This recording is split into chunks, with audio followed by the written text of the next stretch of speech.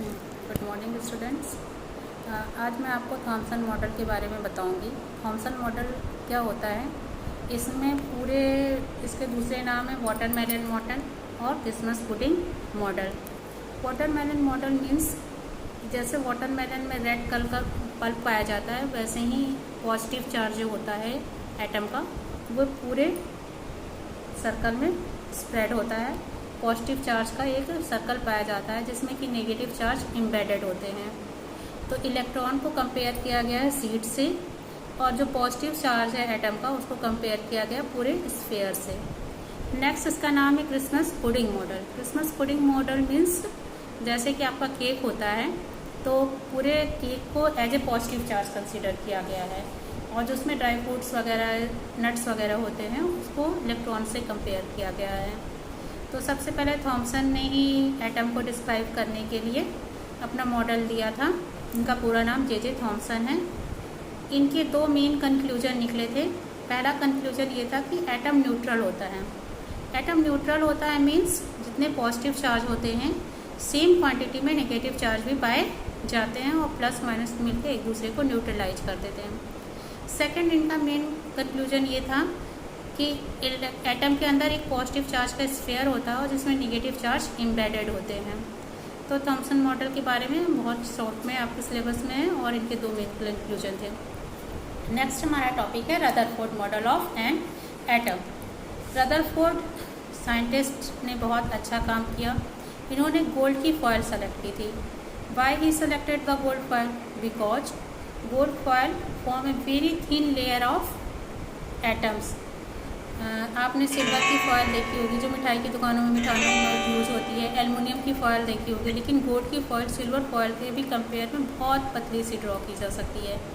और इस golden foil पे इन्होंने अल्फा रेज की बौछार की। अल्फा रेज होते क्या हैं वास्तव में स्टूडेंट्स? अल्फा रेज होते हैं हीलियम। हीलियम मतलब He, जिसका एटॉमिक मास होता है 4। तो हीलियम के मॉलिक्यूल से इन्होंने इलेक्ट्रॉन को बाहर निकाल दिया। हीलियम में 2 इलेक्ट्रॉन पाए जाते हैं, और जब इसमें से हम दोनों इलेक्ट्रॉन को बाहर निकाल देंगे तो इस पर 2 पॉजिटिव चार्ज आ जाता है। इस हीलियम आयन की इन्होंने जो पतली सी गोल्डन की फॉयल थी उस पर बॉम्बार्ड किया। बॉम्बार्ड करने से क्या हुआ, इनको 3 ऑब्जर्वेशन मिले। अब हम एक एक करके इनके तीनों ऑब्जर्वेशन को डिस्कस करेंगे। इन्होंने देखा करीब 12,000 इन्होंने अल्फा पार्टिकल्स की रे को डाला, तो मोस्टली उसमें से 98% लगभग जो अल्फा रेस थी वो बिल्कुल स्ट्रेट चली गई। आपकी बुक में 4.2 डायग्राम दे रखा है, आप इसको एक बार देखिएगा। मोस्टली जो रेस थी वो बिल्कुल स्ट्रेट चली गई। उसमें से कुछ रेस थी ऐसे गई और फिर वो एंगल बनाते हुए डिफ्लेक्ट हो गई, मतलब वो अपने ओरिजिनल पाथ से सीधे ना जाके उन्होंने एंगल बनाया और डिफ्लेक्ट हो गई। और सिर्फ 12,000 में से ओनली 1 अल्फा रेस, सिर्फ एक जो अल्फा रेस थी वो वापस उसी मीडियम में लौट के आ गई। मतलब वो किसी ऐसी सॉलिड चीज़ से टकरा रही है जिसने उसको आगे जाने से क्या कर दिया, रोक दिया। तो ये इनकी 3 ऑब्जर्वेशन मतलब इन्होंने जो देखा, फर्स्ट क्या था कि 12,000 में से मोस्टली बाहर निकल गए, कुछ पोर्शन स्मॉल पोर्शन डिफ्लेक्ट हुआ अपने ओरिजिनल पाथ से, और सिर्फ एक रेस जो थी किसी सॉलिड चीज़ से टकरा के वापस उसी मीडियम में वापस आ गई। अब इनके इस ऑब्जर्वेशन से इन्होंने कंक्लूजन क्या निकाला? इनके 3 कंक्लूजन मेन थे। पहला, जो मतलब रेस मोस्टली बाहर चली गई, मतलब ये शो करती हैं कि एटम अंदर से एम्प्टी है। एम्प्टी मीन्स खोखला है। और जो रेस एंगल बनाते हुए डिफ्लेक्ट हुई, मतलब वो किसी ऐसी चीज़ से टकरा रही हैं जो कि हल्के से उनके मार्ग को डायरेक्शन को चेंज कर दे रही है। और जो टकरा के वापस आ गई, मतलब वो किसी ऐसी सॉलिड चीज़ से टकरा रही हैं, पॉजिटिव चार्ज से टकरा रही हैं, जिसकी वजह से वो आगे नहीं बढ़ पा रही, वापस उसी मीडियम में रिटर्न हो जा रही हैं। तो थॉमसन मॉडल ने बोला था कि पॉजिटिव चार्ज पूरे स्फीयर में होता है, उसको इन्होंने रॉन्ग कर दिया, क्योंकि पॉजिटिव चार्ज बहुत ही कंसनट्रेटेड छोटे से पॉइंट के रूप में एटम के अंदर पाया जाता है, और उस कंसनट्रेटेड पॉइंट को उन्होंने नाम दिया न्यूक्लियस। तो जो एक रेज आपकी टकरा के वापस आ रही थी वो एक्चुअली में किससे टकरा के वापस आ रही थी?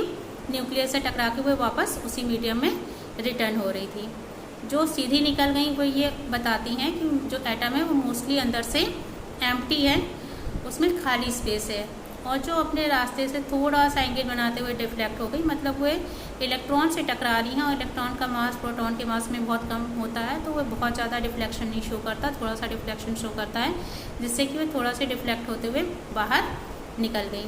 तो ये इनके 3 ऑब्जर्वेशन थे, 3 कंक्लूजन थे, लेकिन एक्चुअली इनके मॉडल को आगे चल के रिजेक्ट कर दिया गया। इसके रिजेक्ट करने के पीछे इनके ड्रॉबैक क्या था? सबसे पहला इनका तो जो ड्रॉबैक था ये था कि इन्होंने कहा कि इलेक्ट्रॉन न्यूक्लियस के चारों ओर राउंड राउंड सर्कल में मूव करते रहता है। अब जब कोई भी पार्टिकल मोशन कंडीशन में रहेगा तो due to acceleration they loss their energy, और जब वो अपनी एनर्जी लॉस करेगा तो उसका जो सर्कुलर मोशन का पाथ है धीरे धीरे धीरे धीरे धीरे धीरे कम होता जाएगा, और एट लास्ट में जो इलेक्ट्रॉन होगा वो कहाँ फॉल हो जाएगा स्टूडेंट्स? वो न्यूक्लियस में फॉल हो जाएगा, और जब वो न्यूक्लियस में फॉल हो जाएगा तो पॉजिटिव निगेटिव मिलके उस एक दूसरे को न्यूट्रलाइज कर देंगे और एटम स्टेबल नहीं रहेगा। तो इनका ये जो मॉडल था एटम की स्टेबिलिटी को एक्सप्लेन नहीं करता था, इसलिए इनके मॉडल को रिजेक्ट कर दिया गया। इनके मॉडल को रिजेक्ट करने के बाद हमारा न्यू मॉडल आया, Bohr's model of atom. Bohr's ने क्या बताया कि इलेक्ट्रॉन जो होते हैं इनके 2-3 मेन कॉन्स्टिट्यूएंट थे। सबसे पहला जो बोर्स का मॉडल था, उन्होंने ये बताया है कि जो इलेक्ट्रॉन होते हैं वे पूरे मतलब कहीं भी नहीं मूव करते हैं, वो कुछ स्पेशल सर्कल होते हैं, कुछ स्पेशल ऑर्बिट्स होते हैं, उसमें ही वो मूव करते हैं, और जब वो उस ऑर्बिट्स में मूव करते हैं तो वे क्या करते हैं, अपने अंदर से कोई भी एनर्जी का लॉस नहीं करते। तो जो रदरफोर्ड ने बताया था कि इलेक्ट्रॉन मूव करेगा, एनर्जी लॉस करेगा, उसका सर्कुलर पाथ धीरे धीरे धीरे कम होता जाएगा और at last they fall in the nucleus, तो वो स्टेबिलिटी एक्सप्लेन नहीं कर रहा था। बट बोर्ड ने बताया कि they move only certain special orbitals, this are called the discrete orbitals, और during motion in this orbital they do not lose the energy और do not radiate the energy. तो जो ड्रॉबैक रदरफोर्ड मॉडल में था उस drawback को bourse ने अपने मॉडल में ख़त्म कर दिया। बोर्स मॉडल के हिसाब से न्यूक्लियस के चारों ओर 4 सेल्स पाई जाती हैं। सबसे पहली सेल का नाम के सेल, दूसरी का एल सेल, तीसरी का एम सेल और चौथी सेल का नाम एन सेल है। तो न्यूक्लियस के चारों ओर कितनी सेल पाई जाती हैं स्टूडेंट्स? 4 सेल्स पाई जाती हैं। फिर से मैं रिपीट कर रही हूँ, के एल एम एन। तो न्यूक्लियस के पास जो सबसे पहली के सेल होती है उसमें सिर्फ 2 ही इलेक्ट्रॉन आ सकते हैं, 2 से ज़्यादा इलेक्ट्रॉन नहीं आ सकते। जो हमारी सेकेंड सेल है एल सेल, उसमें 8 इलेक्ट्रॉन आ सकते हैं, मतलब मैक्सिमम वो कितने इलेक्ट्रॉन को अपने अंदर रख सकती है? 8 इलेक्ट्रॉन्स को। थर्ड सेल जो हमारी एम सेल है उसकी कैपेसिटी 18 इलेक्ट्रॉन रखने की है, और लास्ट सेल जो है एन सेल है उसकी कैपेसिटी 32 इलेक्ट्रॉन को अपने अंदर रखने की है।